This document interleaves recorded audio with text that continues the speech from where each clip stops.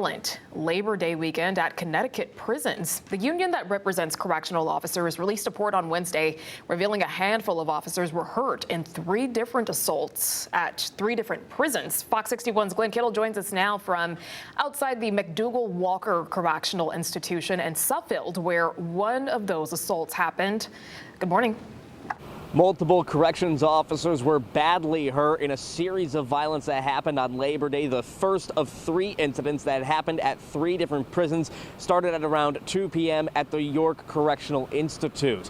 Now, according to the report, it states that one officer was trying to break up a brawl between 4 inmates who refused to stop fighting after an officer told them to stop multiple times. As a result, the inmates had to be physically separated and restrained, and one correctional officer was taken to the hospital with multiple fractures to his left leg and ankle while trying to break up the fight. The union says this officer now faces a difficult road to recovery that will include pain, surgeries, and significant rehabilitation. The second attack happened at 4:02 p.m. at the McDougall-Walker Correctional Institution. The report says an inmate allegedly charged an officer, and the officer suffered a head wound while restraining them. The union notes that a chemical agent had to be used to get the situation under control, and 2 officers were injured in that incident.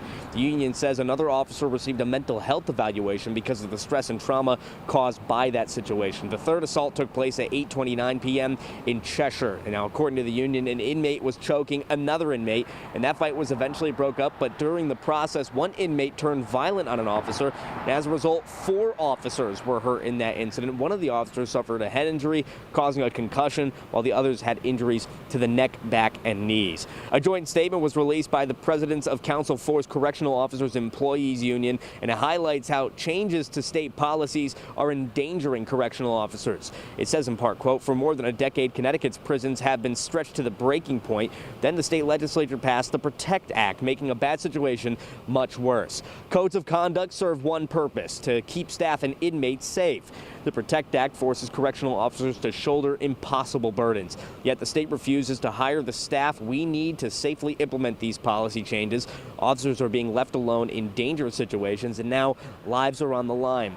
The union also says that these correctional officers have faced these pressures while also dealing without any reassurance of a fair union contract since July 1st. We have reached out to the state for comment on the union's report, and we are waiting on their response. In Suffield, Glenn Kittle, Fox 61.